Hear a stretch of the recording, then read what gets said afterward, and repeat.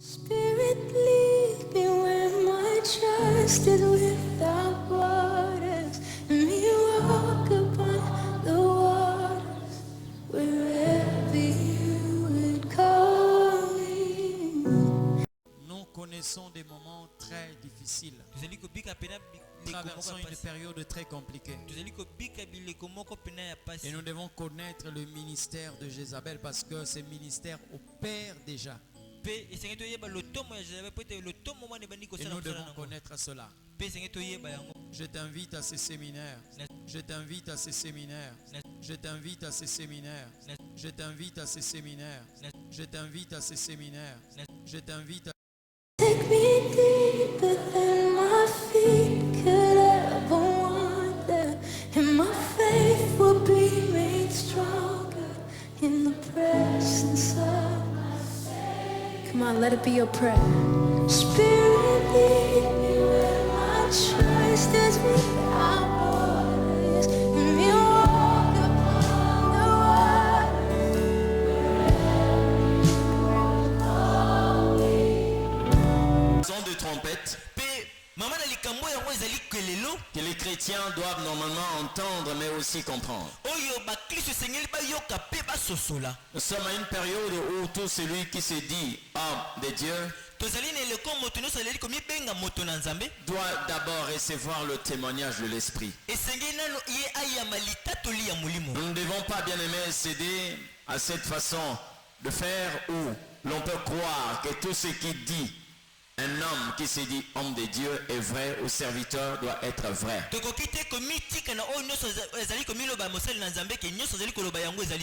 Alors cette époque est une époque de la séduction. Cette période est une période où le diable a la pensée de vouloir accorder beaucoup de personnes la fausseté pour leur conduire loin de leur destin. Et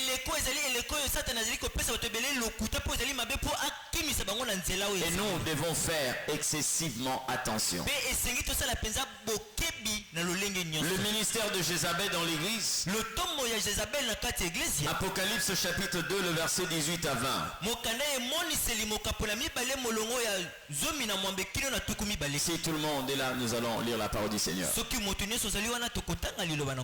Apocalypse chapitre 2, verset 18 à 20. Je lis la parole du Seigneur. Écrit à l'ange de l'église d'Éphèse. Qu'est-ce que je dis? Écrit à l'ange de l'église de Thyatire. Voici ce que dit le Fils de Dieu. Celui qui a les yeux comme une flamme de feu et dont les pieds sont semblables à des lérins ardents. Je connais tes œuvres, ton amour, ta foi, ton fidèle service, ta constance et tes dernières œuvres plus nombreuses que les premières. Mais ce que j'ai contre toi, c'est que tu laisses la femme Jézabel qui se dit prophétesse enseigner et séduire mes serviteurs pour qu'ils se livrent à l'impudicité et qu'ils mangent des viandes sacrifiées aux idoles. Quelqu'un dit Amen. Que le Seigneur Dieu nous bénisse maintenant. Nous sommes en train de parler de Jézabel. Il me sera difficile de revenir sur tout ce que nous avions dit hier. Mais retenez ici la position de l'église de Thyatire est tellement prophétique par rapport à la saison que nous sommes en train de vivre. Et c'est là où aussi le diable a déployé tout son arsenal. Il a déployé sa force pour vouloir conduire un grand nombre à la perdition. Et parmi les stratégies qu'il a mises en place, nous avons aussi le ministère de Jézabel. J'ai dit que pour comprendre le ministère de Jézabel, nous devons d'abord faire une étude approfondie sur la personne de Jézabel. Qui était Jézabel? C'est là où nous allons parler de la personnalité ou le personnage de Jézabel. Dans Jézabel, nous trouvons le personnage et aussi un système. Hier, nous avons parlé du personnage de Jézabel en voyant ce qu'elle était, ses relations avec le peuple de Dieu, ses relations avec le royaume d'Israël. Et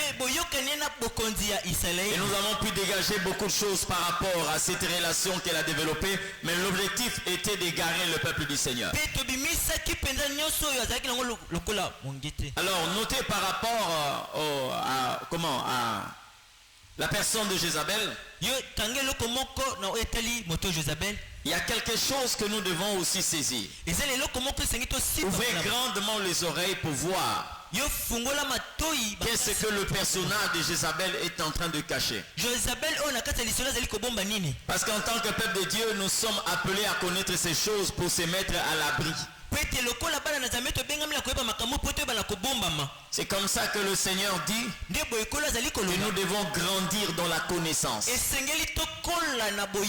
Alors lorsque nous voyons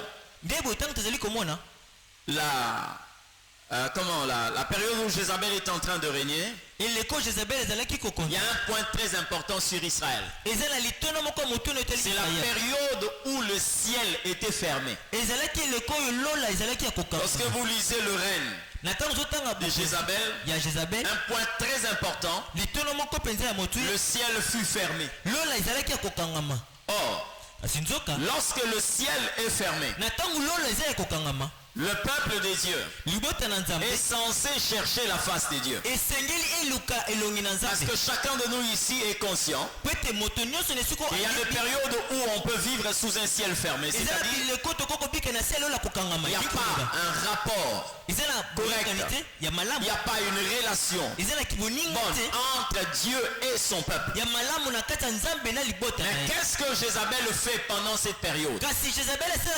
Lorsque le ciel est fermé, elle vous ouvre ses portes. Vous comprenez ce que je dis? C'est-à-dire, vous avez la possibilité d'entrer dans la cour de Jézabel, mais vous avez du mal à voir un ciel ouvert. Ça, c'est la technique de Jézabel. Parce que beaucoup de personnes aujourd'hui trouvent leur consolation devant une porte de Jézabel ouverte, quand bien même ils sont sous un ciel fermé. Et c'est comme ça que vous allez vous rendre compte. Plusieurs personnes prient aujourd'hui pour avoir accès dans le palais, même si le ciel est fermé. Mais je te conseille, il est mieux pour toi de vivre sous un ciel ouvert et ayant les portes du palais fermées. Comment c'est possible que quand l'Éternel Dieu ferme le ciel, et vous trouvez des prophètes dans la cour de Jézabel? Ces prophètes-là devaient normalement se retrouver devant la présence du Seigneur pour implorer que le ciel s'ouvre. Et le peuple de Dieu doit être tellement attentif et reconnaître des personnes qui sont sous un ciel ouvert et des personnes qui ont la porte de Jézabel ouverte.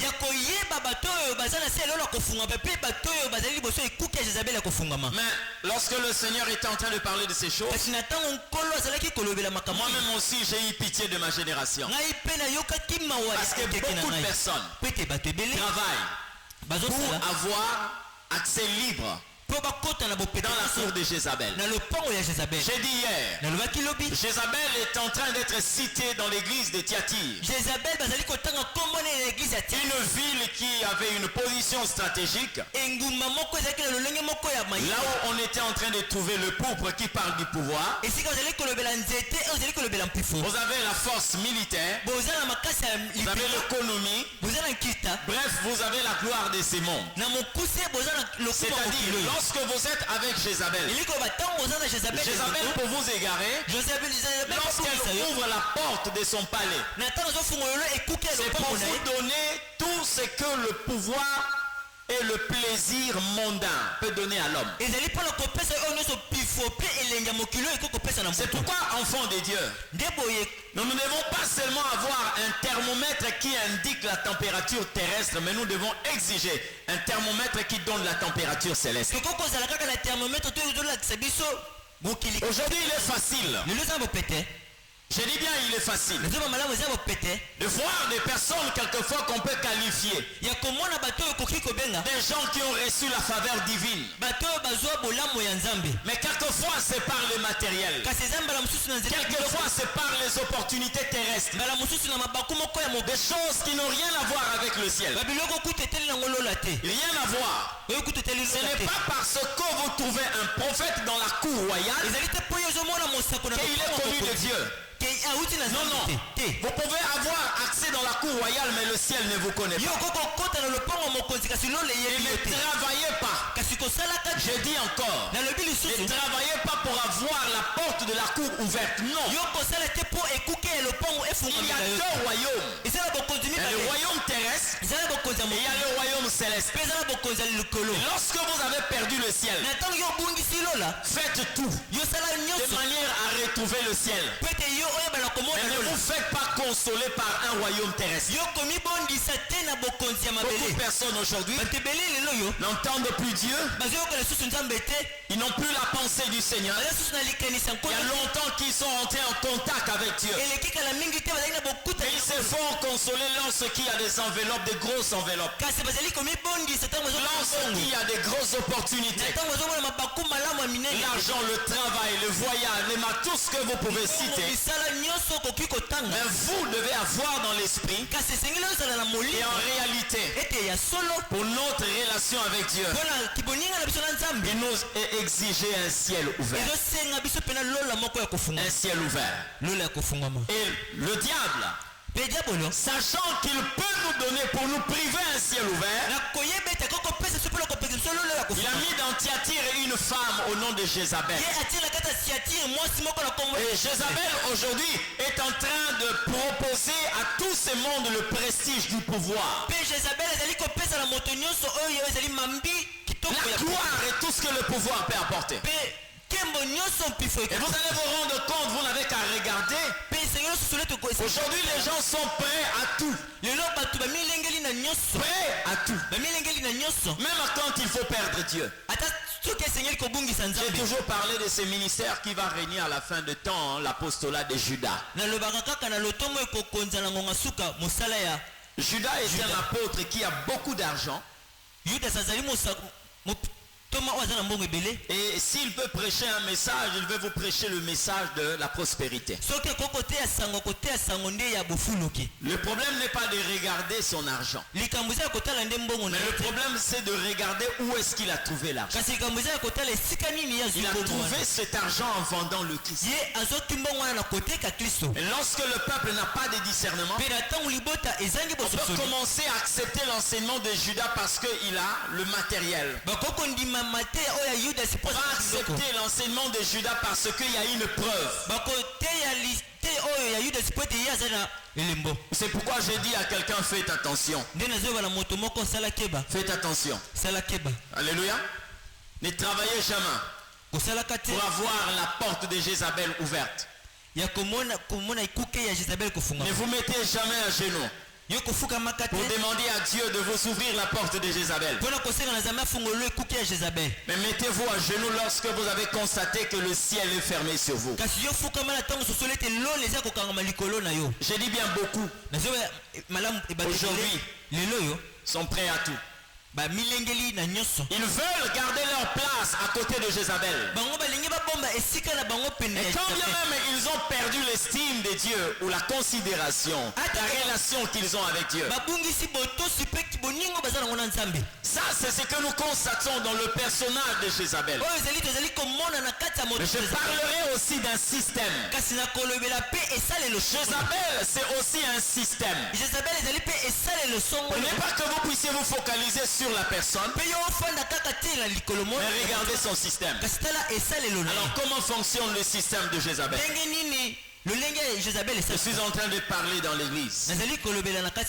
C'est que vous devez reconnaître premièrement, le système de Jézabel attaque d'abord les serviteurs. Vous allez vous rendre compte que la Bible dit, ce que j'ai contre toi, c'est que tu laisses la femme Jézabel séduire mes serviteurs. Lorsque Dieu parle, quand il dit mes serviteurs, c'est une précision. Parce qu'il n'a pas dit seulement mon peuple, mais il dit mes serviteurs. Or, parmi le peuple de Dieu, il y a des serviteurs et des servis. C'est-à-dire de ceux qui servent et de ceux qu'on sert. Et donc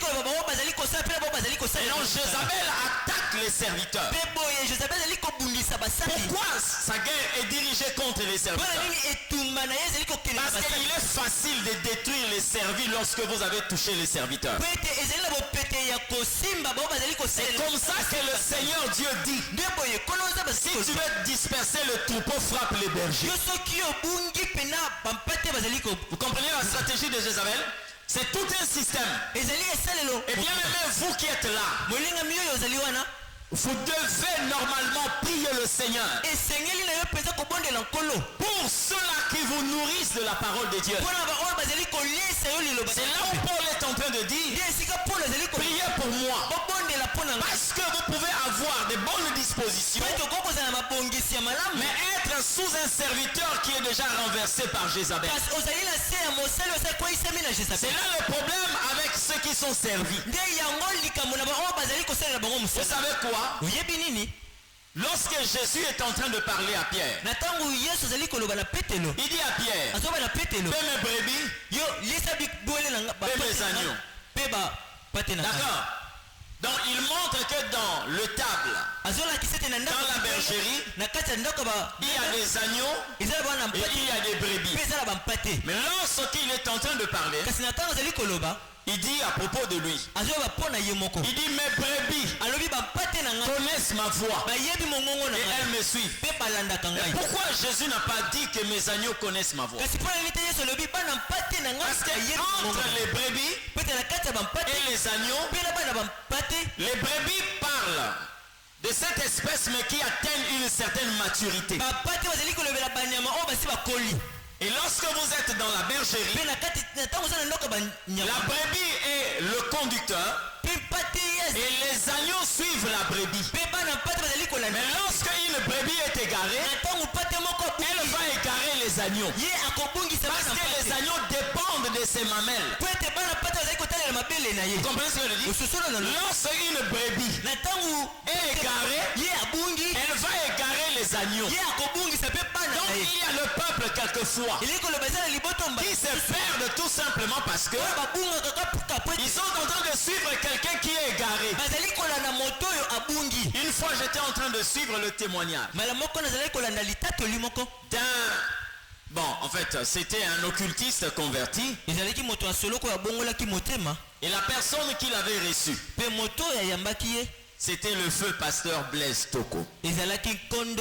J'espère qu'il y a des gens qui l'ont connu ici. Le pasteur Blaise Toko de Sangomala, mon père son âme, parce qu'il est déjà dans la gloire du Père. Je me suis rencontré avec le pasteur. J'étais allé prêcher à une conférence en ville. Et à la fin on s'est rencontrés. Il dit docteur, mais moi je suis en train de te chercher. J'ai dit moi aussi je te cherche. J'ai suivi une émission. Une de tes émissions, tu as reçu telle personne. Il est en train de dire ça. Il dit j'ai dit docteur, c'est un scandale. Les choses qu'il a révélées concernant l'église du Congo. C'est grave. Moi-même, on est allé menacer ma femme en Afrique du Sud et mes enfants. Lui aussi, on est allé menacer sa mère pour dire que si vous continuez à dire de telles choses, on va vous faire du mal. Et lesquels qui sont en train de faire ce genre de menaces, ils ne sont pas des païens. Amen. Mais qu'est-ce qu'il dit? Lorsqu'on lui pose la question, on dit, est-ce que celui qui est à la tête de l'église, quand il est dans des choses mystiques, est-ce qu'il peut aussi induire le peuple de Dieu? Il dit oui. Tel que je suis, je peux initier toute l'église sans pour autant qu'eux sachent qu'ils sont initiés. On lui pose la question de savoir par quelle pratique. Et il a commencé à citer des pratiques. Et le peuple de Dieu quelquefois se jette dans des pratiques sans discernement. On vous dit voilà comment est-ce que nous allons nous comporter durant ces séminaires. Voilà ce que vous allez faire durant ces séminaires. Tout ce que nous recevons, nous devons vérifier cela dans les Écritures. La Bible dit que le chrétien de Bérée était plus noble que ceux de Thessalonique. Parce qu'il vérifiait dans les Écritures pour voir si ce qu'on leur enseignait était conforme à la parole de Dieu. Mais aujourd'hui, nous avons beaucoup plus de fanatiques que de disciples dans les églises. Ils sont prêts à tout. Ils acceptent tout parce qu'ils aiment le pasteur plus que Jésus. Alléluia. Faites attention. Alors dans ces systèmes, Jézabel attaque les serviteurs. Parce qu'il sait que quand il touche les serviteurs, les services seront anéantis. Amen. Les servis. Ceux qui reçoivent seront anéantis. Et c'est ça sa stratégie. Maintenant, la manière de travailler, la Bible dit que Jézabel tue les serviteurs. Mais comment elle tue les serviteurs?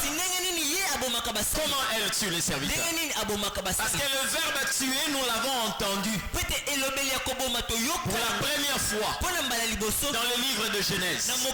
L'Éternel Dieu dit à Abel, à Adam, le jour où vous mangerez de ces fruits, vous mourrez. Ça veut dire que ces fruits avaient la capacité de tuer l'homme. Mais vous ne voyez pas aussitôt qu'Adam va croquer ces fruits, il tombe, il meurt. Non. Il n'est pas tombé le même jour. Mais nous avons vu la mort en deux phases. La première mort était spirituelle. C'est-à-dire Adam a perdu la relation qu'il avait avec le Seigneur. Et la deuxième mort est venue comme la conséquence à la première. C'est Abel qui va être tué par Caïn. Et il a été enterré. Maintenant, comment Jézabel tue les serviteurs? Premièrement, au niveau de l'esprit, il tue d'abord, ou elle tue spirituellement. Ce système-là tue d'abord le serviteur spirituellement.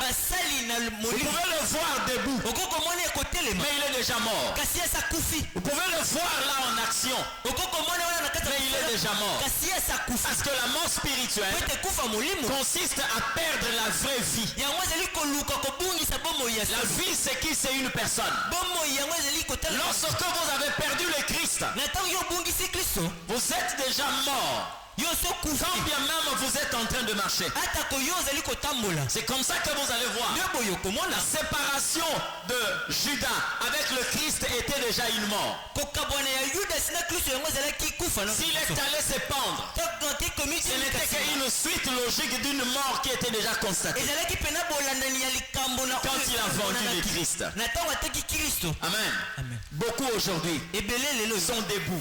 Mais en réalité, ils sont déjà morts. Mais le peuple de Dieu doit avoir le discernement, la capacité de comprendre les choses de Dieu pour repérer que celui-ci a la vie et celui-là n'a pas la vie. Parce que la vie, c'est une personne. Alors Jézabel tue le serviteur. Il tue le serviteur et elle ne laisse que bon. En fait, parlons de ces systèmes-là. Le système tue d'abord le serviteur en associant les serviteurs à un autre Dieu ou d'autres dieux. Si aujourd'hui je commence à servir un autre Dieu que le Dieu véritable, c'est que je suis déjà mort. Et vous allez vous rendre compte. C'est ça le travail de ces systèmes-là. Moi-même en arrivant à Kin ici, en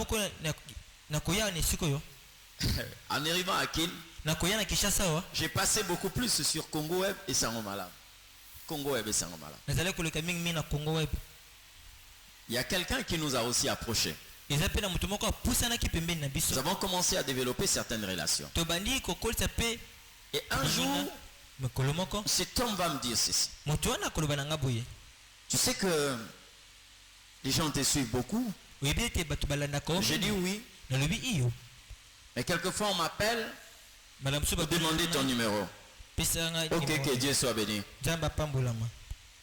Mais tu sais les choses que nous sommes en train de faire. C'est un problème de petits secrets. Des petits secrets. Vous allez voir. Tu vas voir comment est-ce que cette ville te sera donnée en main. Je lui ai dit ceci. Quels sont ces secrets que Dieu ne peut pas nous révéler? Il parlait d'autre chose. Il parlait d'une autre chose qui n'était pas en réalité des secrets qui avaient une relation avec Dieu. Non. Et pendant qu'il parlait, j'ai senti une colère en moi. Et j'ai compris que c'était une façon au Saint-Esprit de me dire que tu es sur une mauvaise piste. Donc dans la pensée, c'est vouloir te connecter à un esprit qui est un autre esprit que Dieu. C'est comme ça que Jézabel tue les serviteurs. Je vous assure que plusieurs dans cette ville sont morts. Plusieurs sont morts. Un jour j'ai reçu un prophète. Il est venu, on a prié. Il m'a posé la question. Est-ce que vous pouvez me répondre par rapport à cette question que je suis en train de vous poser? J'ai dit, mais allez-y. Parce que nous avions en fait grandi ensemble. Est-ce qu'il y a des moments où Dieu vous parle de certaines déviations dans ce travail que nous sommes en train de faire? Je dis oui. Il me dit, est-ce que tu connais tel? J'ai dit oui. Il me dit, bon, dis-moi ouvertement. Qu'est-ce que Dieu t'a dit à propos de lui? J'ai dit, non, mais toi tu es prophète. C'est à toi aussi de me dire qu'est-ce que le Seigneur t'a dit. Et ici je suis venu précipitamment parce que ce que j'ai vu, je suis dépassé. Voilà ce que le Seigneur m'a dit. Je lui ai dit, bon, ne finis pas, je vais te dire ce que Dieu m'a dit à propos de cette personne. Voilà. Il dit, Seigneur, préserve-nous. Préserve-nous. Mais lorsque vous regardez, vous vous rendez compte qu'il n'y a rien en fait. Alors en réalité, il y a déjà une mort qui s'est déclarée. Et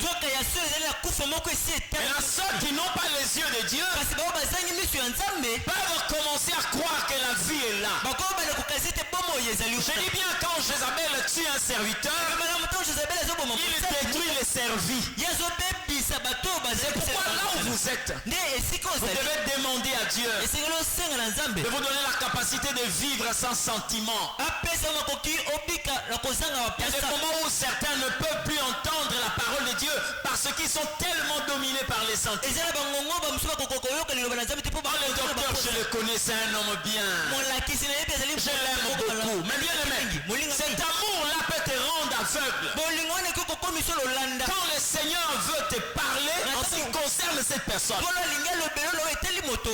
et Dieu te préserve parce qu'il ne veut pas que tu commettes un péché. Lequel péché?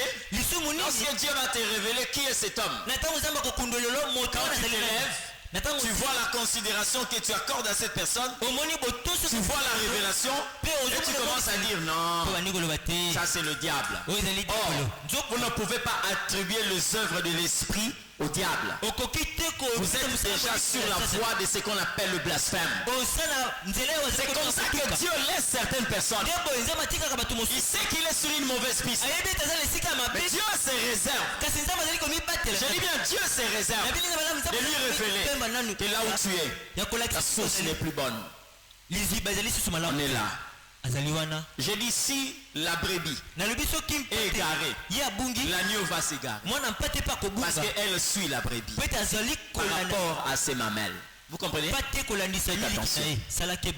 Comment Jézabel tue les serviteurs? Il va te connecter à un autre Dieu. Tu vas commencer à dépendre de ces dieux. Et lorsque on est connecté à un autre Dieu, on ne peut que diriger les aveugles et les sentimentaux. Pas des personnes qui ont le Saint-Esprit. Alléluia. Connecté à une autre divinité. C'est pourquoi lorsque vous avez quelquefois l'habitude de dire le Dieu de mon père, il faut le connaître. Vous comprenez ce que je dis? Pour que vous puissiez utiliser cette phrase-là, le Dieu de mon père, vous devez le connaître. Parce que quelquefois, si le père a un autre Dieu, en invoquant son Dieu, vous êtes en alliance avec une autre divinité sans le savoir. Faites attention, il faut le connaître. Le Dieu de mon père. Oui. Faites attention. La deuxième manière pour Jézabel de tuer les serviteurs, c'est en leur ôtant la vie. C'est que vous avez vu les menaces qu'elle a faites à Élie et aussi à Jean-Baptiste. Parce que Jean-Baptiste en réalité était achevé par la même personne. C'est le système de Jézabel. Vous êtes sans ignorer que Jean-Baptiste était Élie qui devait revenir. Le serment que Jézabel a fait, le serment qu'elle a fait, c'est ce que la femme d'Hérode a pu exécuter sur Jean-Baptiste. Que Dieu me traite dans toute leur rigueur si je ne lui enlève pas la tête au-dessus, je ne lui coupe pas sa tête. Quelques millénaires, siècles après, Jézabel, dans son système, va exécuter ce qu'elle avait promis là-bas. Comment est-ce que la femme d'Hérode n'a pas trouvé une autre punition que de demander à Hérode de décapiter Jean-Baptiste? Ça veut dire que c'était le même système qui était en train de travailler. Et nous devons faire très attention parce que vous pouvez aussi être visé par ce système. Mais lorsque vous êtes en train de contredire ces systèmes-là, j'ai bien dit à Tiati, il y a la force militaire, il y a le pourpre qui parle du pouvoir, et il y a l'économie. Ce sont là le système de pression. Donc on peut exercer la pression sur vous par rapport à tous les atouts qu'ils ont. Jézabel a le pouvoir, il a l'armée, elle a l'économie, elle a l'argent. Lorsque se rend compte que vous êtes en train de vouloir contredire son système, elle utilise tout ce qu'elle peut avoir comme pouvoir pour vous faire la pression. Et elle peut aussi arriver au point de vous exécuter. C'est ça ce système. Plusieurs préfèrent pactiser avec l'esprit de Jézabel ou son système. C'est là où vous trouvez le Seigneur dire pour une catégorie de témoins. Il dit ils n'ont pas aimé leur vie jusqu'à craindre la mort. Et Jézabel a exécuté beaucoup de personnes. Même à cette époque, il y a des personnes aujourd'hui qui sont exécutées à cause de la vérité. Ce n'est pas à l'extérieur, dans l'église. J'ai assisté à plusieurs reprises, quelquefois aux réunions réunissant les hommes de Dieu. Vous voyez, lorsque la réunion prend fin, on dispose le rafraîchissement pour tout le monde. Vous avez des personnes qui sont tellement réservées. Sont tellement réservées. Et j'ai vu quelqu'un prendre une bouteille d'eau en train de presser cette bouteille comme ça. Moi, je ne comprenais pas. Et après avoir pressé la bouteille, alors il a ouvert. À la fin, j'étais quand même curieux de savoir le pourquoi. Il y a quelqu'un qui m'a fait savoir. Si tu touches une bouteille, très souvent c'est bouteille en plastique. Si tu exerces une pression et tu rends compte que ça commence à rentrer, ça veut dire qu'il y a une fuite quelque part. J'ai dit, ça veut dire quoi? Il dit non. Il y a des gens qui se servent quelquefois des aiguilles, des seringues. Il peut percer la bouteille quelque part. On injecte quelque chose, mais tu vois une bouteille qui est hermétiquement fermée. Et quand tu prends, tu es parti. Ça se passe au milieu des hommes de Dieu. Vous comprenez ce que je dis? Pourquoi ils le font? Parce que c'est le système de Jézabel. Lorsqu'on veut éliminer ceux-là qui sont en train de vouloir étouffer ces systèmes, ils peuvent passer à une vitesse supérieure. Comment est-ce que ce système-là fonctionne? Je suis toujours dans ce système de Jézabel. Nous sommes là dans une stratégie phare de ce système. Jézabel travaille de manière à vous accorder ce que vous voulez contrairement au schéma tracé par Dieu. Il y a des gens ici qui ont déjà demandé à Dieu quelque chose. Non, je pose la question. Il y a des gens qui ont demandé à Dieu quelque chose. Retenez une vérité. Dieu vous donne ce que vous demandez, mais selon sa volonté. Maintenant, Jézabel vous donne ce que vous demandez selon votre volonté. C'est ça la différence. C'est ça la différence. Et je vais te parler de cette stratégie parce que c'est tout ce qui va faire de sorte que soit tu sois loin de la pensée de Dieu ou que tu tombes dans le filet de Jézabel. Seigneur, je suis en train de te demander telle ou telle autre chose. Ne vous embrouillez pas et ne vous égarez pas dans la fausse interprétation ou encore l'interprétation particulière de la parole de Dieu. Quand le Seigneur dit demande-moi ce que tu veux, je te le donnerai pour que ta joie soit parfaite. N'oubliez pas que cette phrase est précédée par si vous demeurez en moi et que mes paroles demeurent en vous. C'est-à-dire tout ce que nous demandons doit se trouver dans la volonté de Dieu. Pour que tu puisses avoir cette chose doit être dans la volonté de Dieu. Et quand tu demandes quelque chose qui est en dehors de la volonté de Dieu, Dieu te prive de cette chose. Ce n'est pas qu'il t'a refusé, mais la manière dont Dieu t'a créé, tu n'as pas été fait pour mériter cette chose. Regardez, vous avez le téléphone qu'on appelle, c'est ce téléphone, les petits téléphones qu'on avait là. Certains, à mon avis, on les appelle anti-complexes. Hein? Ces téléphones-là. Si vous voulez télécharger WhatsApp, Ça peut s'installer. Hein? Le petit téléphone là. Hein? Si vous voulez installer WhatsApp, ça peut s'installer. Vous savez pourquoi? Parce que c'est pas un téléphone. Parce que le système, ce téléphone-là n'a pas été conçu pour recevoir ce genre d'application. Vous comprenez ce que je dis? Mais si tu appelles, ce téléphone-là va émettre un appel. Si tu écris un SMS, tu envoies. Ça va partir. Mais si tu veux installer WhatsApp, jamais. Pourquoi? Ça n'a pas été conçu pour recevoir de telles fonctions. Il en a de même avec le Seigneur.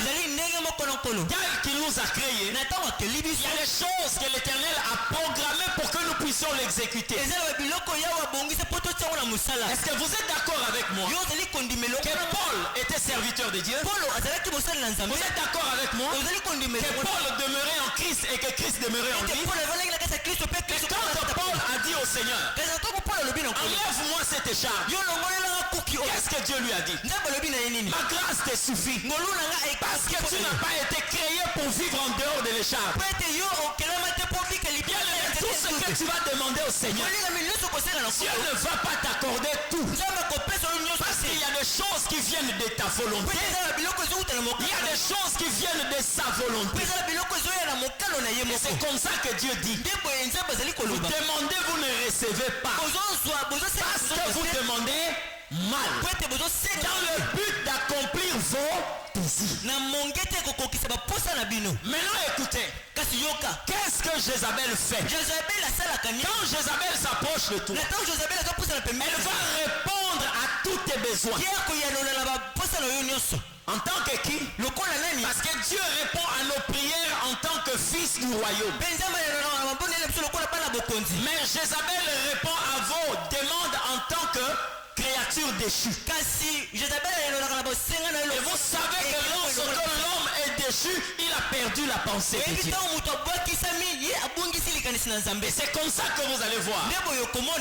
Dans sa stratégie, qu'est-ce qu'elle fait? Je te révèle ici un homme déchu. Mais aussi un homme qui est admis dans le royaume de Dieu. Il s'appelle Akab. Vous pouvez écrire. Je te parlerai de ce qui est en train de se passer ici. 1 Roi chapitre 21. 1 Roi chapitre 21, le verset 7. Dans cette histoire, il y a le roi Akab qui avait son palais, qui avait ses biens. Mais à côté de son palais, il y avait la vigne de Naboth. À côté de la vigne du roi Akab, il y avait la vigne de Naboth. Un héritage de plusieurs générations. Maintenant, Akab a commencé à regarder la vigne de Naboth. Il a aimé cette vigne et il voulait la voir. Amen. Il est allé voir Naboth. Il dit, cède-moi cette vigne à prix d'argent. Cède-moi cette vigne. Naboth lui a dit, je ne peux pas te donner cette vigne, même à prix d'argent, parce que c'est l'héritage de mes pères. Et quand Akab a quitté Naboth, il est rentré chez lui à la maison. Quand il demande la vigne de Naboth, c'est la volonté de Dieu ou sa volonté. Parce que la volonté de Dieu dit, tu ne convoiteras pas le bien de ton prochain. Donc s'il demande, c'est qu'il demande selon sa volonté. Et même s'il se mettait à genoux, Dieu ne pouvait jamais lui accorder la vigne de Naboth. Maintenant là, elle est en rapport avec Jézabel. Quand il va vers Jézabel, il parle avec Jézabel. Écoutez les paroles de Jézabel. Le verset 7. 1 Roi chapitre 21, verset 7. Il dit ceci. Alors Jézabel, sa femme, lui dit, est-ce bien toi maintenant qui exerces la souveraineté sur Israël? Lève-toi prends de la nourriture et que ton cœur se réjouisse. Moi, je te donnerai la vigne de Naboth. Vous entendez cette phrase? Je vais vous parler de comment fonctionne ce système-là. Lorsque vous lisez ce texte de la Bible, écoutez très bien. Que fait Jézabel? Lorsque vous êtes en contact avec Jézabel, regardez comment elle fonctionne. Déjà, Akab a un problème. Akab est tombé sous le coup de la loi du Seigneur. Mais quand il vient vers Jézabel, Jézabel lui dit ceci. Est-ce que ce n'est pas toi qui exerces la souveraineté? Or, le mot souverain, j'ai dit bien, dans les cieux, sur la terre, sous la terre, personne ne peut être souverain si ce n'est que Dieu. Même lorsqu'on dit que notre nation est souveraine, la souveraineté signifie que tu as le pouvoir de faire ce que tu veux. Tu peux faire ce que tu veux. Il n'y a que Dieu qui est souverain. Mais Jézabel te fait voir que tu as une souveraineté. Ça veut dire elle te place au-dessus de tout le monde. Elle commence à imprimer sur toi l'esprit de l'orgueil. C'est comme ça qu'elle travaille. Et vous allez vous rendre compte. Bien aimé, tu peux être dérangé par certains défauts, je ne le permets pas. Mais on peut dire par exemple que non, lui il parle beaucoup. Non, lui, il est colérique. Non, il ne partage pas. Mais je vous interdis de ne pas être habité par l'orgueil. Parce que quelqu'un peut être chiche. Quelqu'un peut être colérique. Mais il peut encore bénéficier de la faveur du Seigneur. Mais lorsque vous êtes habité par l'orgueil, vous avez pour ennemi Dieu lui-même. Parce que la Bible me dit que Dieu résiste aux orgueils. Non, pour que Dieu ne puisse plus vous récupérer, qu'est-ce que fait Jézabel? Il vous couvre de l'orgueil. Il vous revêt de l'orgueil. Donc Akab tel qu'il est là, il ne peut même plus écouter Dieu parce que Jézabel lui a fait savoir qu'il est souverain. Et bien aimé, lorsque vous entendez le mot souverain, nous qui sommes les serviteurs en face de la souveraineté, quelle est la position que nous devons prendre? Vous connaissez? Quelle est la position? La prosternation. C'est comme ça que vous allez voir les rois mages. Ce n'était pas n'importe qui, mais c'était des rois. Ils ont quitté l'Orient, ils sont venus en Israël. Ils ont dit nous venons chercher le roi qui vient de naître, c'est-à-dire les souverains. Quand ils sont arrivés devant les souverains, la Bible dit ils se prosternèrent. Maintenant regardez ce que Jézabel fait. Après t'avoir fait souverain, quelle est la phrase qui suit? Quand elle dit, est-ce que ce n'est pas toi qui exerces la souveraineté en Israël? La phrase qui suit, elle dit quoi? Lève-toi. Lève-toi.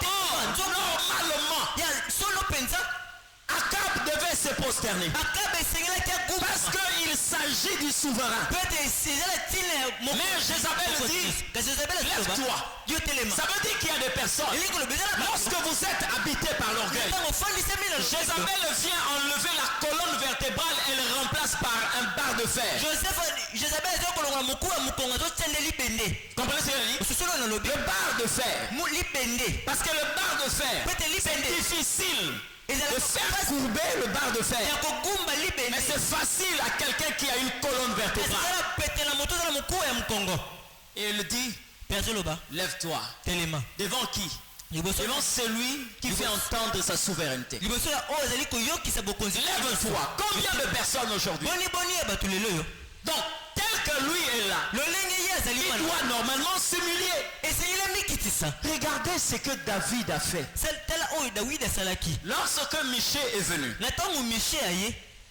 il dit à David, Nathan plutôt. Nathan est venu, il dit à David, oh, roi. Mais dans ton royaume ici, se passe des choses terribles. Un homme qui a plusieurs bêtes. Il a vu son ami venir. Et pour accueillir son ami, il va aller tuer la bête de son voisin qui n'avait qu'une seule tête. Il a tué et il va servir son ami. David, pris de colère, il dit, où est cet homme dans mon royaume? Il doit mourir aujourd'hui. Et quand il prend cette décision, Nathan dit à David, cet homme-là c'est toi. Tu as plusieurs femmes. Et pourquoi tu as tué Uri à cause de sa femme? David sait.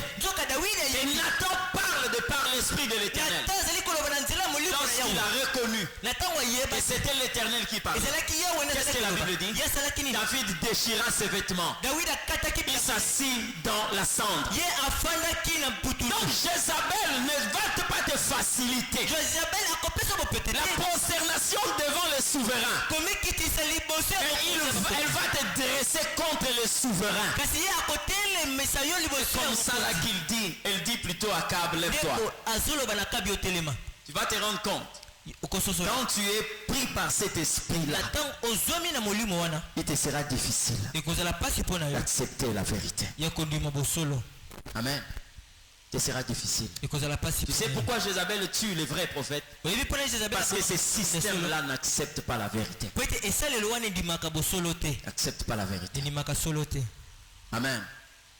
Lève-toi. Elle ne s'arrête pas là. Et elle dit ceci. Prends de la nourriture et mange. La condition d'Akab ne demande pas de manger. Parce que manger signifie faire entrer quelque chose. Or, normalement, Akab doit sortir quelque chose. La chose qu'il doit sortir, c'est la convoitise qui vit en lui. Et Jézabel va te faire savoir que la convoitise est une vie normale. C'est comme ça, au lieu de te dire, sors ce que tu as, elle te dit, ajoute ce que tu peux ajouter. C'est-à-dire, une manière de dire que tu dois nourrir la chose qui est en toi. Tu dois nourrir cela. Oh, Akab a besoin de se repentir. La repentance, nous devons sortir ce qui est au-dedans de nous, que Dieu juge négatif. Mais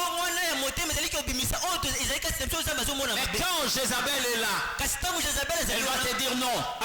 Tu peux continuer à arroser ces désirs charnels et mondains, diaboliques.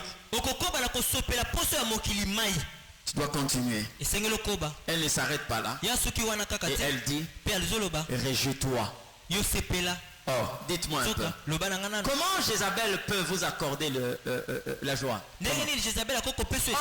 Lorsque le Seigneur est en train de dire, réjouissez-vous toujours dans le Seigneur, je le répète encore, réjouissez-vous. Il y a des gens dont leur joie dépend de Jézabel. C'est comme ça que vous allez voir. Bien aimé, qui bénit le riche? Qui bénit les justes? C'est Dieu, n'est-ce pas? Je parle de justes. Qui bénit les justes? C'est Dieu. Mais Dieu bénit le juste en son temps. Mais lorsqu'il arrive que le juste commence à regarder le méchant, il peut quelquefois mettre de côté le calendrier de Dieu pour commencer à exiger de recevoir ce que le méchant a.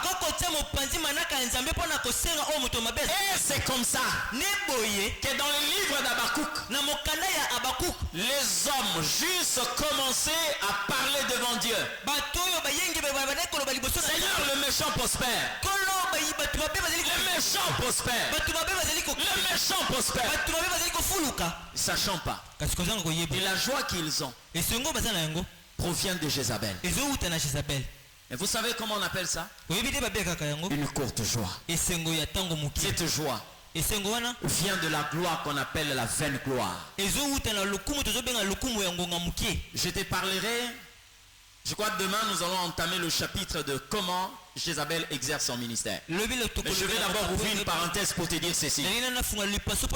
Aujourd'hui, beaucoup de personnes n'ont plus la capacité de détecter le bien que Jézabel donne. Il y a des moments, quelquefois, nous convoitons des personnes, mais qui n'ont pas des choses qui proviennent de la source où nous sommes attachés. Quelquefois, vous êtes en train de convoiter une personne. Et elle-même est en train de dépendre d'une source que Dieu ne connaît pas. Vous le voyez là heureux, joyeux, content. Mais or leur joie est dictée par Jézabel. Jézabel dit à Akab, et ton cœur se réjouisse. Si vous voyez Akab en train de danser, si vous voyez Akab en train de se divertir, cette joie provient de la bouche de Jézabel.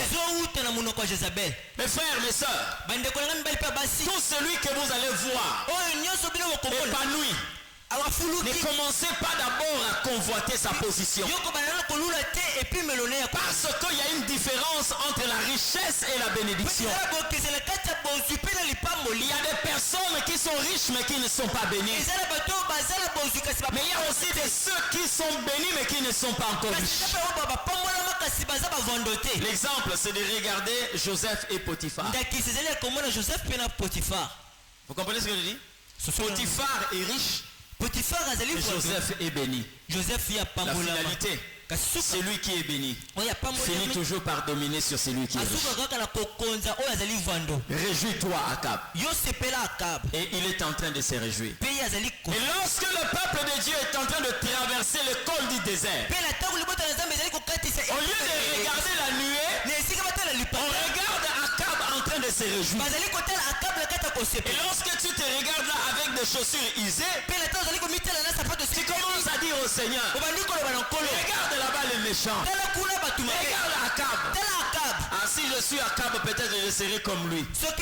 Mais ne sachant pas, quand tu te mets à côté d'Akab, il y a quelque chose de très important que tu vas abandonner. C'est la nuée. Vous comprenez ce que je dis? Ouais. Il dit, nourris-toi et réjouis-toi. Et elle ajoute, parce que je te donnerai la vigne de Naboth. Comment? Est-ce que toi tu es Naboth? Non. Mais comment tu peux me donner la vigne de Naboth? Et vous allez vous rendre compte, ces paroles que sort Jézabel, ce sont les mêmes paroles que le diable a sorties au niveau de la troisième tentation de Jésus. Vous comprenez ce que je dis? Le diable dit au Seigneur, si tu te prosternes devant moi, je te donnerai toute cette gloire et l'économie de ce royaume, parce qu'elle m'a été donnée. Est-ce que vous êtes sûr? Une fois j'étais en train d'enseigner à l'institut, on était en train de poser cette question. J'ai dit, est-ce que le diable peut dire quelque chose de vrai? Qui a déjà vu dans la Bible un seul passage où le diable a dit vrai? Tu vas chercher de Genèse à Apocalypse, tu ne vas jamais trouver un passage. Et j'ai entendu des pasteurs me donner beaucoup de passages là-dessus. Oh, mais lorsque le diable dit telle chose, j'ai dit non, dans tout ce que le diable dit, il y a un mensonge. Même cette phrase, lorsqu'il a dit, si tu te prosternes devant moi, je te donnerai tout ceci parce qu'elle m'a été donnée. Dites-moi un peu, qui lui a donné la terre et le royaume? Parce que lorsque vous interrogez la Bible, la Bible dit dans le livre de Psaume, Demande-moi, je te donnerai les extrémités de la terre. Ça, c'est le père qui dit à son fils. Il parlait de Satan. Lorsque la Bible dit, le monde attend avec un désir ardent la révélation des fils de Dieu. Lorsqu'on dit le monde, c'est-à-dire Dieu attend que nous puissions dominer positivement ce monde. Lorsque la Bible dit tu mangeras les meilleurs fruits du pays, il a dit ça au diable. Puisque la Bible l'appelle le père du mensonge, tout ce qui sort de la bouche du diable, c'est le mensonge. C'est comme ça que vous allez comprendre le système de Jézabel. Tout ce qu'elle dit, il y a le mensonge. Et pour concrétiser son mensonge, elle doit faire quoi? Elle doit exécuter Naboth. À chaque instant que Jézabel te donne quelque chose, ça veut dire qu'il y a le sang innocent qui est coulé. À chaque moment que Jézabel te donne un cadeau, sache-le bien, quelque part, il y a le sang innocent qui a coulé. Je te le donnerai. Comment tu peux me le donner? Parce que la chose ne t'appartient pas. C'est comme ça que vous trouvez le titre du diable.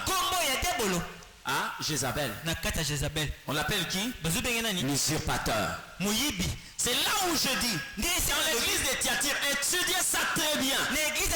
C'est là où le diable a concentré tous ses efforts. Il a concentré tous ses efforts là. Parce qu'il sait ce qu'il fait dans cette église, cet âge de l'église. Jézabel est appelé le meurtrier. Dans le système là, meurtrier, parce que elle est déjà programmée à tuer Naboth. Deuxièmement, Jézabel, dans ce système-là, il y a le mensonge. C'est déjà le titre qu'a le diable Satan. Comprenez ce que je dis? Oui. Pour qu'elle puisse donner quelque chose qui appartient à une autre personne, il n'y a qu'un voleur qui peut faire de telles choses. Et vous connaissez celui que la Bible appelle le voleur. En réalité, Jézabel, c'est vraiment l'identité crachée du diable. Maintenant, comment elle travaille? Elle dit à son mari, calme-toi, dors, mange, je vais te donner la ville de Naboth. Comment elle travaille? La Bible dit ceci. Tenez-vous prêts. 1 Roi chapitre 21 verset 8 à 10. Oh, que Dieu nous garde. Que Dieu nous garde. Elle dit ceci. 1 Roi 21 8 à 10. Et elle écrivit au nom d'Akab des lettres qu'elle scella du sceau d'Akab. Et qu'elle envoya aux anciens et aux magistrats qui habitaient avec Naboth dans sa ville. Voici ce qu'elle écrivit dans les lettres. Publiez un jeûne. Vous entendez? Publiez un jeûne. Placez Naboth à la tête du peuple. Et mettez en face de lui deux méchants hommes qui déposeront ainsi contre lui. Tu as maudit Dieu et le roi. Puis menez-le dehors, lapidez-le et qu'il meure. Naboth, vous comprenez? Vous voyez ce que Naboth a vécu ici? Qu'est-ce qu'elle fait? Elle prend le sceau royal. Elle écrivit une lettre au nom d'Akab le roi. Vous comprenez ce que je dis? Akab ici est l'image d'un peuple, un serviteur qui a perdu Dieu et qui s'est connecté à à l'esprit de Jézabel. C'est comme ça que les gens disent que non, c'est le pasteur qui nous avait dit. C'est Dieu qui lui avait dit ça. Mais quel est le Dieu qui lui a dit ça? Parce que Jézabel se cache derrière. C'est comme ça que Jésus, lorsqu'il réprimande Pierre, il dit arrière de moi Satan, car tes pensées ne sont pas les pensées de Dieu mais celles des hommes. Ça veut dire dans sa stratégie, il se cache derrière la pensée humaine. Elle écrivit au nom d'Akab. Donc les gens savaient que c'était Akab qui avait écrit. Or, en réalité c'était Jézabel. Donc cette lettre-là est un mensonge. Comprenez ce qu'elle dit? La lettre est un mensonge. La stratégie c'est le mensonge. Elle dit quoi? Elle écrivit aux grands. Dans notre version, on a parlé des grands, c'est-à-dire les anciens, les magistrats. Or, lorsqu'en Israël, on vous parle des anciens d'Israël et des magistrats, c'était des gens qui étaient attachés aux lois du Seigneur. Connaissaient la loi de Dieu. C'était des serviteurs. Mais qui se sont retrouvés à la solde de Jézabel. Ces genres de personnes ont l'accès dans la cour de Jézabel, mais lorsque, même quand le ciel est fermé au-dessus, même pour la biso basali anzambe, moto mususu azobondela nzamba afungolela ye porte ya bakonzi, même quand likolo eza ya rukanga. Vous comprenez? On est capable de montrer quelquefois comment est-ce que ces gens-là viennent passer des cultes avec nous. On va publier à la fin du culte qu'il y avait le premier ministre, il y avait tel député, il y avait le président de l'Assemblée nationale qui a passé le culte avec nous. Pourquoi vous n'avez pas publié de photos où le Seigneur a passé le culte avec vous? Pourquoi ce genre de personnes? Nous pouvons chercher la crédibilité auprès de ces gens que lorsque le ciel est fermé. Parce que lorsque nous sommes au culte, même si le président de la République était là, même si le premier ministre, même si tous les gouvernements étaient là, mais il y a une seule personne qui est la plus élevée que nous devons considérer, c'est le Seigneur des Seigneurs, le Roi des Rois. Alléluia. C'est celui-là que nous devons vanter, que nous devons élever. Alléluia. Même les images en fait, ça me dépasse tellement. Voir des cultes à l'honneur de l'Éternel, où les gens sont en train d'adorer. Il y a une autorité de ce monde qui est en train d'entrer à l'église. Et on interrompt l'adoration, on interrompt la louange pour dire que nous sommes en train de recevoir son excellence, monsieur tout le monde est debout. Donc on peut même arrêter Dieu pour recevoir quelqu'un qui est attaché à Jézabel. Non. C'est pourquoi vous voyez certaines nations être bénies. Parce qu'ils comprennent ce qu'il faut normalement faire. Lorsque le président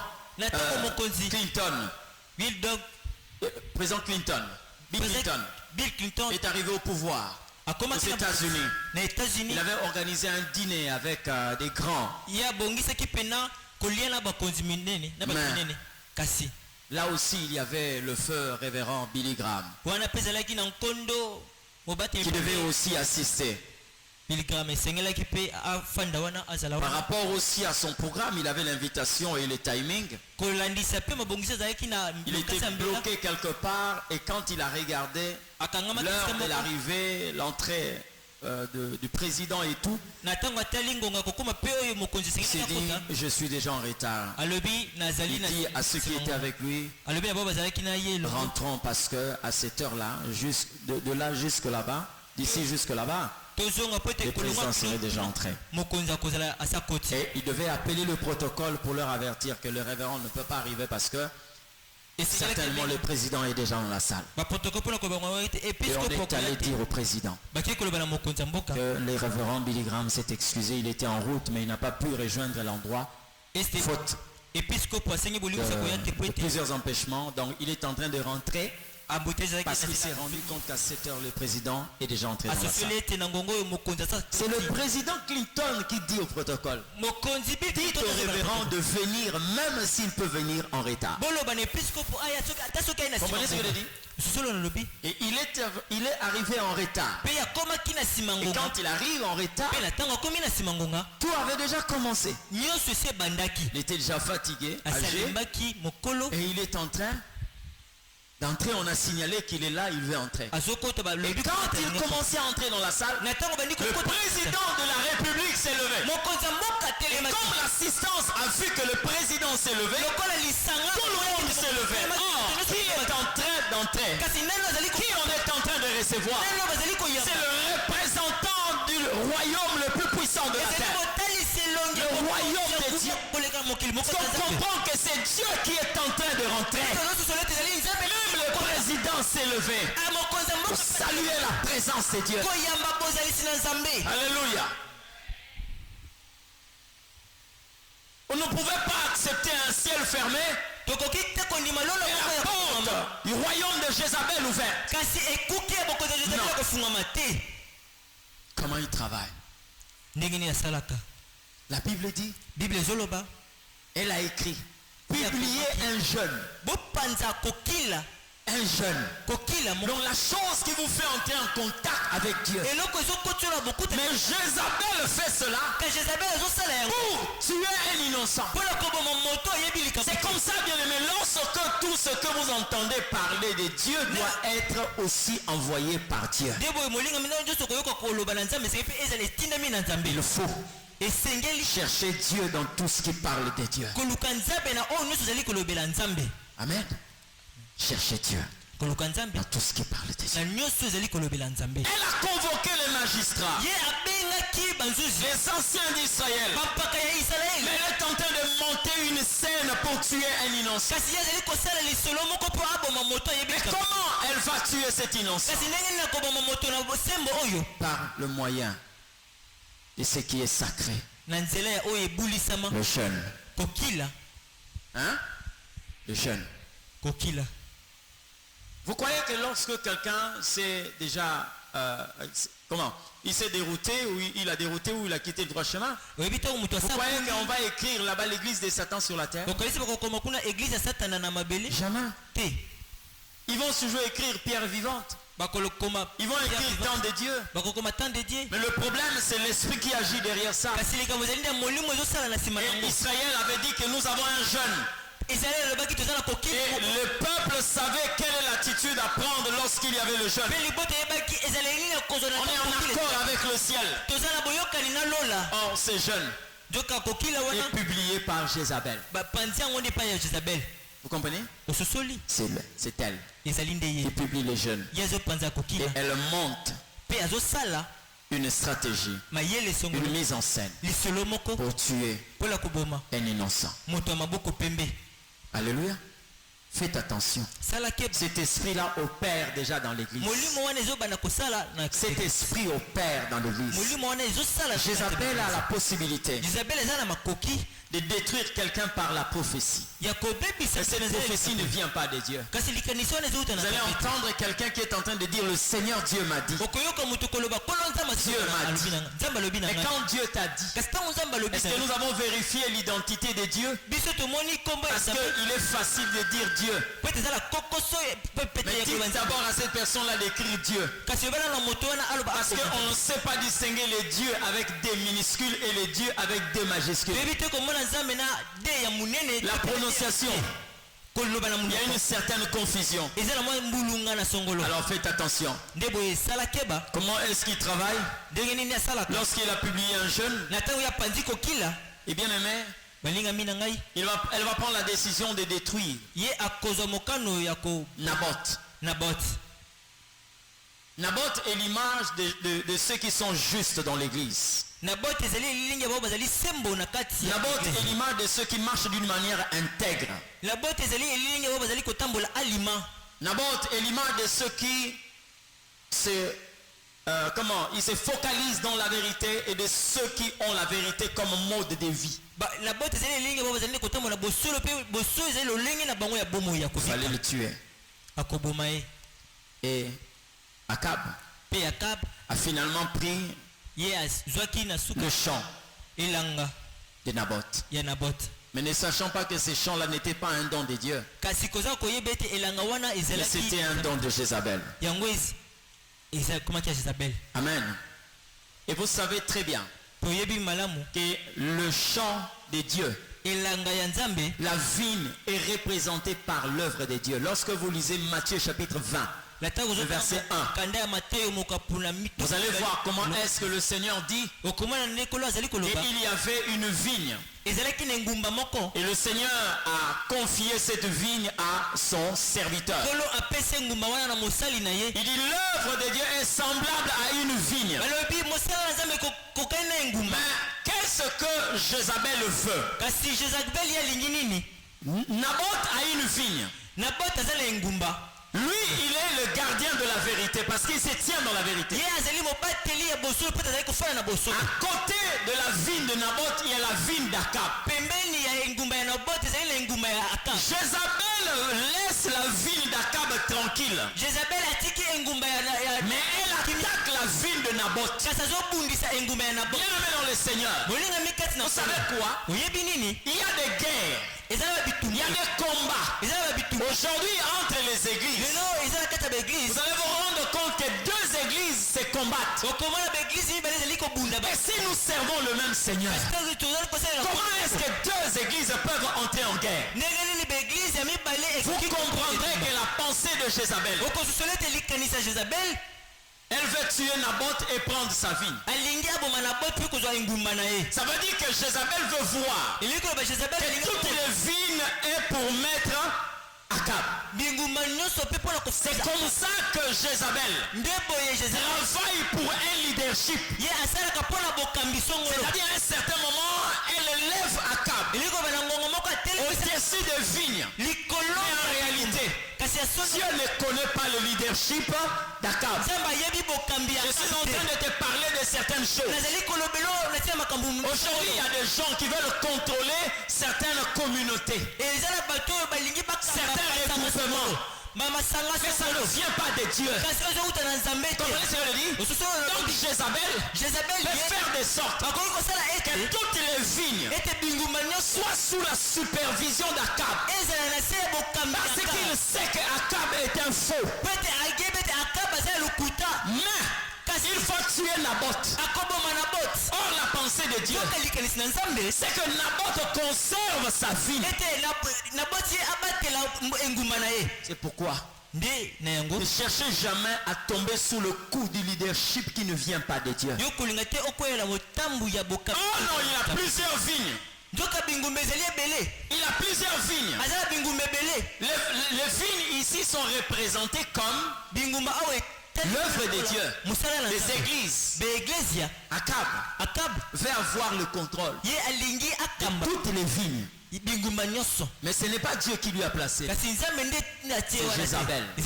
C'est pourquoi j'ai l'habitude de dire toute élévation ne vient pas de Dieu. La Bible dit l'élévation, mais on ne dit pas toute élévation. Lorsqu'on dit l'élévation, ça veut dire qu'il y a une catégorie. C'est comme ça que la Bible précise.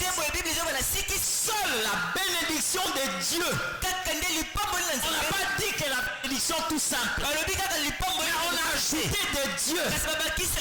Parce que il y a des ceux qui sont élevés, mais pas avec la main de Dieu. Et toute élévation qui ne vient pas de Dieu est comparable à une humiliation. Je vous assure que le diable n'élève personne. Vous comprenez ce que je dis? Parce que lui-même déjà a été précipité. Comment quelqu'un qui a été précipité peut vous élever? Aujourd'hui, Il y a une guerre terrible. Aujourd'hui, même dans les églises, tout le monde veut être leader. Et quand Jézabel lit ces désirs-là en vous, elle commence à vous flatter. Viens, je te mettrai au-dessus de toutes les villes. Enfant de Dieu, faites attention.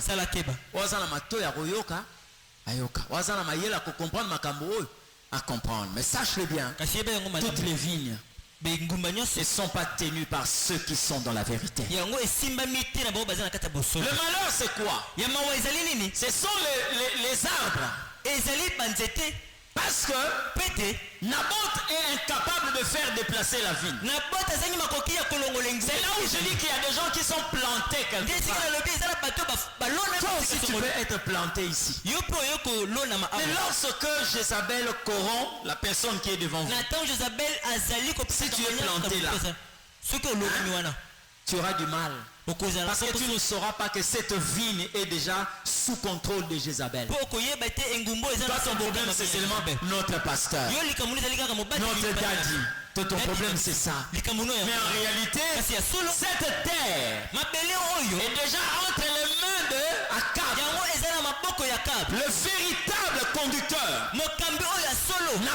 Naboth a été déjà écarté. Et c'est Akab qui est la représentante Jézabel. Vous comprenez ce que je dis? Alors faites attention. Je dis bien fait. Attention. Que le Seigneur Dieu te donne l'intelligence pour comprendre ces choses. Lorsque ce genre de choses se produit, qu'est-ce qui se passe dans la suite des temps? Qu'est-ce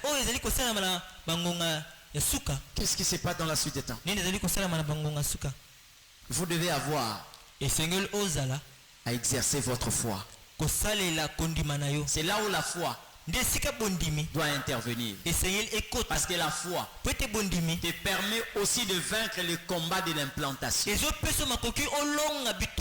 pas là seulement pour guérir les malades. Tu ne dois pas seulement demander à Dieu la foi pour ressusciter les morts. Mais tu dois demander à Dieu aussi la foi pour déraciner un arbre dans une ville qui est déjà à Cabo. Parce que la Bible dit, celui qui a la foi dira à cet arbre, déracine-toi. Lorsqu'une ville est déjà sous le contrôle d'Akab, c'est là où doit opérer la foi. Parce que la foi ne coupe pas, mais la foi déracine. Parce que le Seigneur doit te prendre quelque part. Une terre qui est déjà polluée, il va aller te planter quelque part là où il y a une eau fraîche, là où Dieu est présent. Il te plante là, tu continues la vie de Dieu. Vous comprenez ce que je dis? C'est comme ça que Akab peut commencer à détruire certaines villes. Et quand Jézabel réussit ses coups, elle réussit avec ses complices. Pourquoi est-ce que les gens arrivent jusque-là?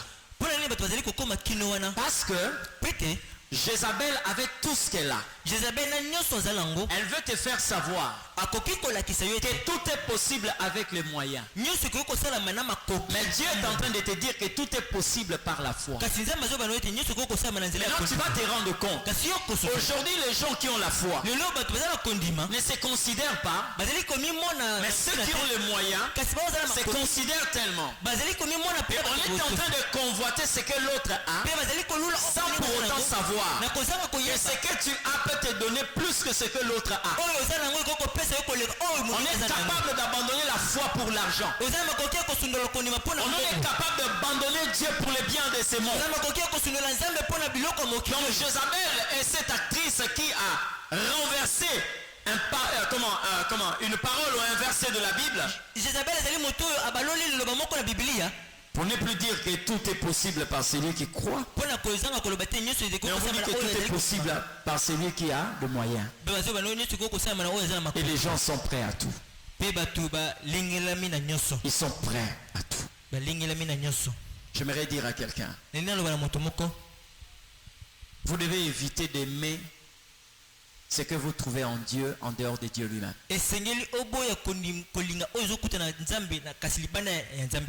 N'aimez rien. Même ce que vous trouvez en Dieu en dehors de Dieu lui-même. Parce qu'il y a des gens aujourd'hui qui arrivent quelquefois à aimer la gloire de Dieu sans aimer Dieu.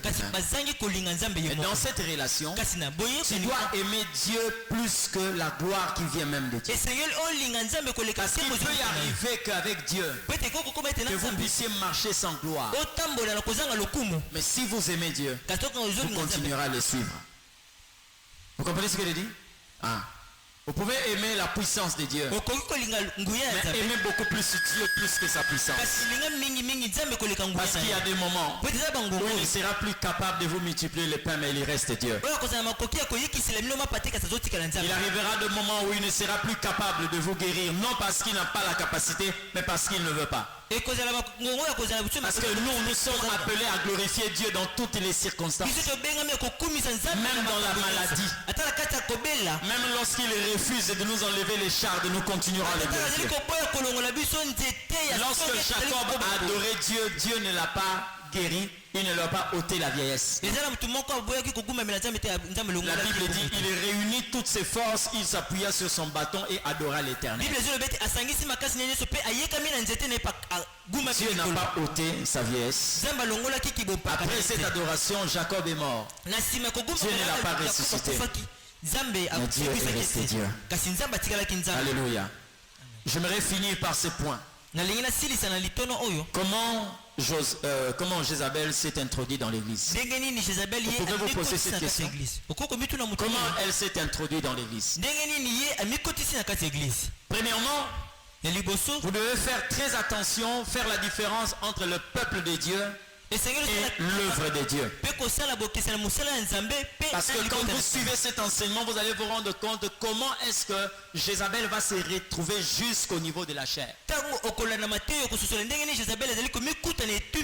Mais je prends d'abord l'image du peuple d'Israël. Comment elle est entrée en Israël? C'est par le mariage qu'elle a contracté avec Akab. Mais elle ne s'est pas arrêtée seulement là. Elle est allée jusque dans le temple d'Israël. Ça veut dire elle a touché jusqu'à l'intimité, la relation qui est le peuple avec Dieu. Comment Jézabel est arrivée là? Retenez une chose. Jézabel possède tous les prestiges du pouvoir. Tout. La gloire de ce monde. L'argent. Le pouvoir. Tout ce que vous connaissez. Maintenant, elle est en face d'elle un peuple qui aime ces choses. Na kati ya église oyoka ba témoignage ebele. Mutaleki liboso quelquefois nalaki piéton nzamba pesinga mutuka. Gloire à Dieu. Mais koyoka te mutu ayawa ebisi que non. Ngana tikala kolota ta verset à Bible te lobi na sambeli na moni na likolo ba komelinga Matthieu chapitre 11 le verset 4. Sera témoignant ba ba talebo. Ndeni. Donc ba kobetela mutu maboko.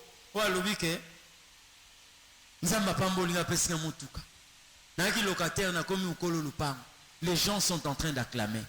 Pourquoi? Parce que Jézabel a enseigné aux gens que pour être capable de comprendre que Dieu est là, il faut le matériel, il faut les avoir, il faut tout.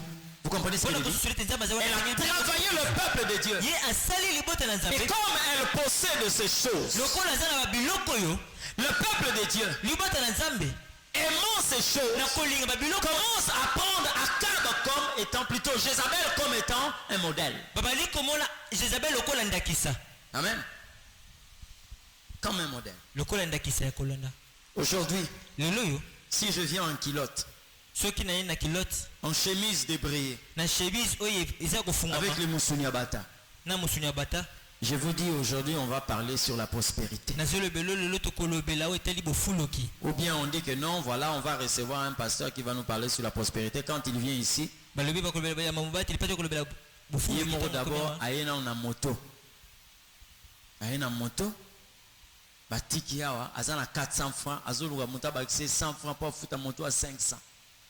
Mais tala moutaye ko sur la prospérité. Vous allez vous rendre compte que les gens vont commencer à voir les égards. Oh, lui nous parle de la prospérité, lui-même il n'est même pas prospère. Mais quand on veut parler de la prospérité, vous voyez quelqu'un qui a amené par exemple une grosse cylindrée ici, une Ferrari, une Lamborghini, il vient ici, tiré à 4 épingles en Super 250, il a laissé une chaussure de peau de chameau.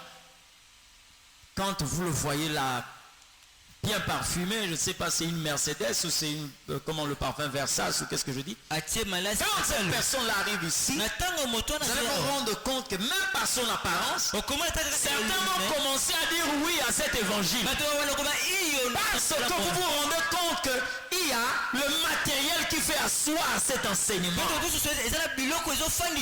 C'est comme ça que le peuple se fait avoir. Et Jézabel connaît cela. Ce peuple a besoin du pouvoir. Ce peuple a besoin de l'économie, la gloire de ce monde, l'influence. Ce peuple a besoin de l'autorité, de l'impact. Et Jézabel réunit toutes ces choses. Quand elle arrive à l'église, au milieu du peuple de Dieu, on commence à la prendre comme un témoignage, une personne que Dieu a élevée. C'est quelqu'un qui vient d'une nation païenne. Elle n'est pas connue du royaume. Elle est païenne. Vous comprenez ce que je dis? C'est une servante de Baal. Elle est une adoratrice d'un Dieu étranger. C'est comme ça que le peuple de Dieu. Déjà le problème que je dis ici, que le Seigneur nous a révélé ici dans l'église de Tiatire. Cette église était en rapport avec le Seigneur, mais il a mis l'accent sur la relation que cette église devait avoir avec le Saint-Esprit. Lorsqu'une église n'a pas une relation soudée avec le Saint-Esprit, cette église sera privée des dons de l'Esprit. Et parmi les dons de l'Esprit que nous devons normalement avoir pour ces dernières heures ou encore pour cette dernière période, c'est ce que la Bible appelle le discernement. C'est-à-dire, je peux avoir quelqu'un qui est richement béni, quelqu'un qui est vraiment élevé en dignité, en gloire. Je ne contredis pas la richesse parce que Dieu bénit. Dieu enrichit. Mais nous devons avoir la capacité de discerner le type de richesse. Nous devons avoir cette capacité. Et quand Jézabel arrive, un peuple qui n'a pas de discernement la place comme une personne favorisée par l'Éternel. J'ai aimé quelque chose ici. C'est que le pourpre parle du pouvoir. Mais le pourpre ne parle pas de l'autorité. En dehors du pouvoir, vous devez voir l'autorité. Parce que quand la Bible dit ce qui vient de Dieu, on ne parle pas du pouvoir, mais on parle de l'autorité. Toute autorité vient de Dieu, mais tout pouvoir ne vient pas de Dieu. C'est comme ça que vous allez voir les enfants de Dieu aujourd'hui prennent le pouvoir comme étant une faveur qui vient du Seigneur. Je t'assure que dans la ville de Tiatire, on fabriquait le pourpre. C'était par les mains des hommes. Et l'autorité, il n'y a que Dieu qui donne l'autorité. J'ai déjà enseigné ici la différence entre le pouvoir et l'autorité. Vous avez Saül et David. David est roi selon Dieu. Saül est roi selon les hommes. C'est ça la différence entre le pouvoir et l'autorité. Et si les hommes ne savent pas distinguer cela, ce sont les démons. Ce sont les démons qui mettent un accent là-dessus. C'est comme ça que vous allez vous rendre compte. Les démons peuvent venir tourmenter Saül. Mais quand David arrive, il part. Parce que les démons reconnaissent l'autorité de Dieu sur David. Mais pourtant c'est Saül qui est roi. Il a la couronne que les hommes voient. Mais David a une couronne que Dieu seul, Samuel et les saints sont en train de voir. Parce qu'il a l'autorité de Dieu. Vous comprenez? La chose que vous cherchez auprès de Jézabel, c'est cette chose qui va vous détruire. Et je vais conclure en disant, la chose que vous poursuivez auprès du Seigneur, c'est la chose qui va arrêter votre course. Soko yana église pona koluka libala mokolo kozwango yo na relation na yo na Nzambe komi ko boite. Soko ya pona koluka mbongo mokolo mbongo ekoya. Tu vas te rendre compte que tu seras fatigué pour poursuivre Dieu. La gloire, tout ce que nous cherchons en dehors de Dieu ne peut jamais nous conduire à l'éternité. Cherche Dieu. Ce matin, je dis bien, ce soir, nous voulons prier le Seigneur. Et par rapport à tout ce que nous avions entendu,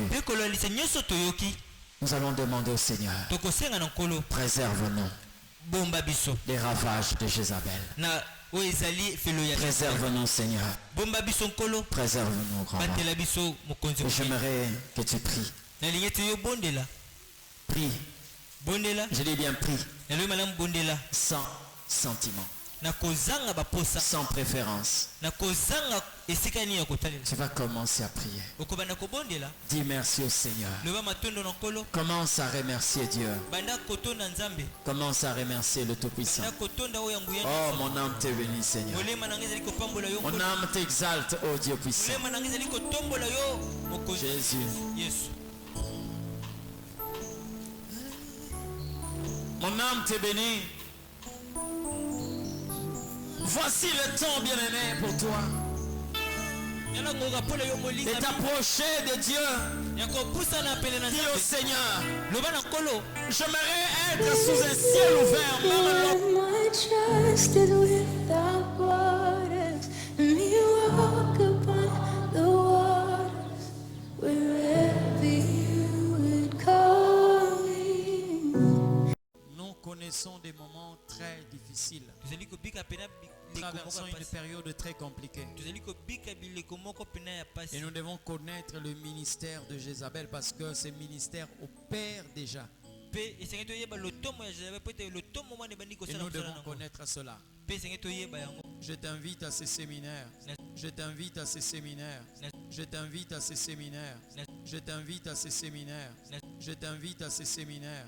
Je t'invite à... Take me deeper than my feet could ever wander, and my faith will be made stronger in the presence of my Savior. Come on, let it be your prayer. Spirit, lead me where my trust is without